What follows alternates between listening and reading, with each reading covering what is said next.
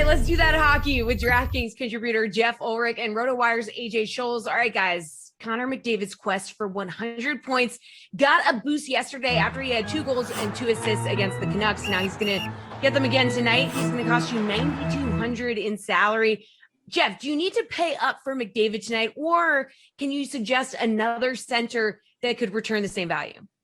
I mean, you definitely should think about paying up for Connor McDavid against the Vancouver Canucks, who are just playing out the string, and now they have to face McDavid like 4 times in a row. So, yeah, look, Vancouver's a terrible defensive team right now. They're just a bad team in general. It's absolutely fine. You know, he's playing with Leon Draisaitl is actually very affordable tonight. You should think about paying up for Connor McDavid. Let's talk about a few other options, though, because Connor McDavid is kind of an obvious play. If you're going to go off McDavid, one way to get, just a little bit of a contrarian build is to go in the 5K range. Matthew Barzal, David Krejci, a couple of really good matchups against the Sabres and the Devils. Barzal is just a complete boomer bust player. He's either going to get you a goal and 5 shots or like nothing. But Krejci, you can pair with Taylor Hall now that he's on the second line. He's been very productive. He's got the New Jersey Devils. So if you are thinking about fading Connor McDavid in GPPs, maybe he only gets you 2 points instead of 4. I think Krejci and Barzal make for good, like really good mid-tier upside targets, and it'll save you money, and then you can pay up at other positions. AJ, what do you think? You want to pay the $9,200 for Connor McDavid, or can you go somewhere else? I think I got to stop giving Geoff my notes ahead of time here because I'm on the same exact guys as you, Geoff. I think I'm a bit go big, go home kind of guy in terms of my DFS lineups. I'm always looking for a contrarian play that's going to give me an edge. Fading McDavid certainly falls into that category. Thing is, I don't think that's going to work out for you tonight. I'm definitely using McDavid. As Geoff said, Vancouver's defense has been abysmal. They've given up 32 goals in their 9 games since coming back from their hiatus due to COVID protocols. If you need value, I think Barzal is the guy that I'm looking at. A little bit higher, Evgeny Malkin, I think, could be a good option at 6,300 tonight. Penn should be motivated to get back on track after the embarrassing loss they had last night.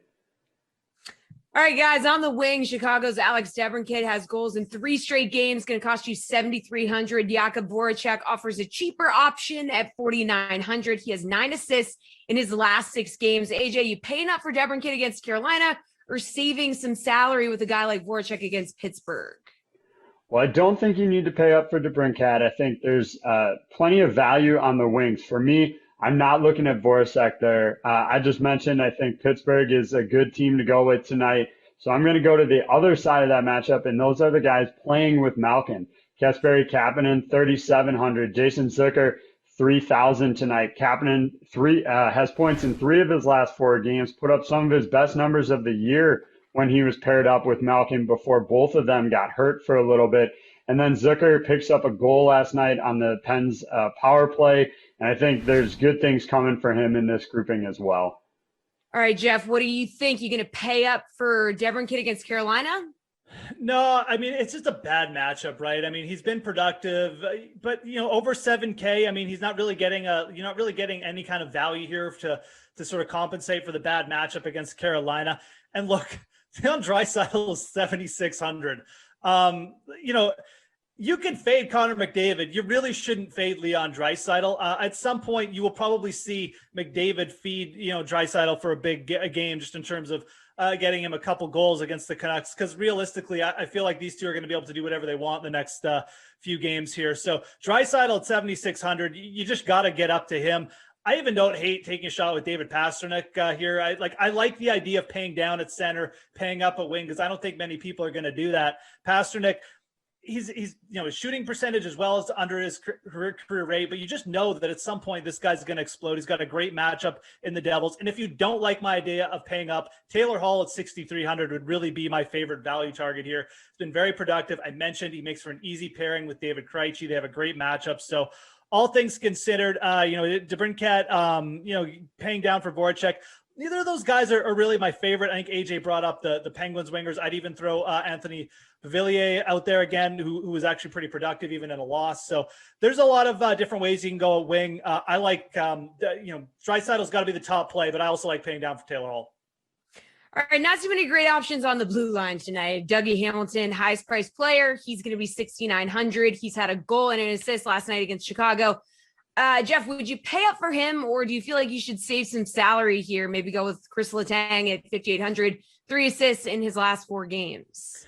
Yeah, absolutely. I'm never someone who generally doesn't pay up all the way on defense. I mean, Dougie Hamilton against Chicago is definitely a situation you could consider it, but I think there's so many good options on the wing tonight. I think you're just limiting yourself, especially if you want to get a part of that Oilers, one stack, right? I mean, paying up for Dougie Hamilton is really going to hamstring you.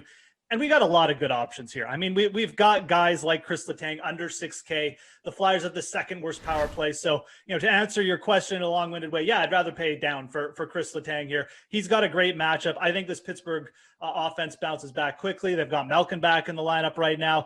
And look, there's a few other players we could throw out here as well. I mean, I think Quinn Hughes is even interesting now that he's down to 5,200. You've got a guy like Mike Riley on the Boston Bruins who's got a great matchup against another. He's actually out now, so never mind. Just scratch that. Just pay down for KRIS LETANG. Ignore everything else I said. I like paying down for him over Dougie Hamilton. AJ, you going to agree here? You want to pay down at 5,800 for KRIS LETANG?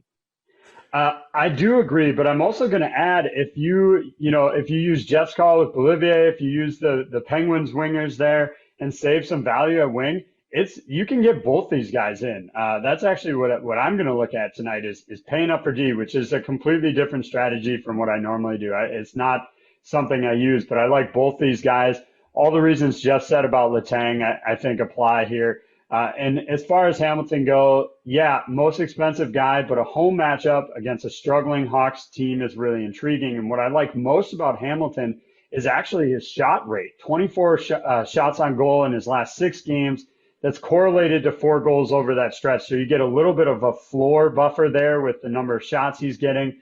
Add in a goal, and I think you're golden here. Geoff, for the record from the Bruins, Brandon Carlo and Mike Riley are back in.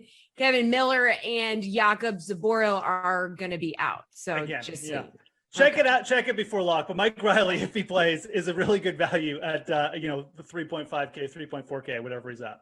There we go. All right, let's move over to the DK Sportsbook. So the Penguins and the Flyers once again have the highest total of the night at 6.5. AJ, is that a game that you're looking to attack the over on, or do you see another game total that you like here? On the sweat yesterday, I said take the over on that game. All my reasons for that were wrong, but it still hit, so I'm good there. But I'm not sure I want to go and see if I can catch lightning in a bottle twice here. I'd rather back McDavid and company on the over at -110 versus Vancouver tonight. Between him and Draisaitl, capable of reaching that, themselves. You add in Mike Smith occasionally can be subpar as well, and Vancouver could grab a goal or 2 in this game as well. And really, so I'm going to avoid the 6.5 over for Penguins, Flyers, and instead go with the 6 with Vancouver and Edmonton. Geoff, what about you? Yeah, I mean, Mike Smith might get the start tonight for Edmonton a little bit. So I'm not as bullish on the over there, although I don't really think I want to recommend the under like I did last night in that Oilers Canucks game. I would just stick with the over in the Penguins Flyers. I mean, the only thing that's a little bit scary here is that Tristan Jarry is going to get the start tonight. Casey DeSmith was terrible last night, obviously, for the Penguins, but the Penguins have Malkin back. We've talked about this good connection. They could just go and score 6 goals on their own here, and the Flyers, they pop up with a win every now and then. Their offense gets going, but they've just been a completely unreliable team. Their goaltending is terrible. It would not shock me if we see the same score as we did last night, just reversed in terms of favor for the Penguins here. So I'm going to say stick with the over in this game. The Flyers have been hitting overs just left, right, and center. It's a terrible defensive team. I think even at 6.5, you got to go that way again. All right, guys, real quick here. Slate approved pick time, favorite DFS or sportsbook play tonight. Geoff, what's it going to be?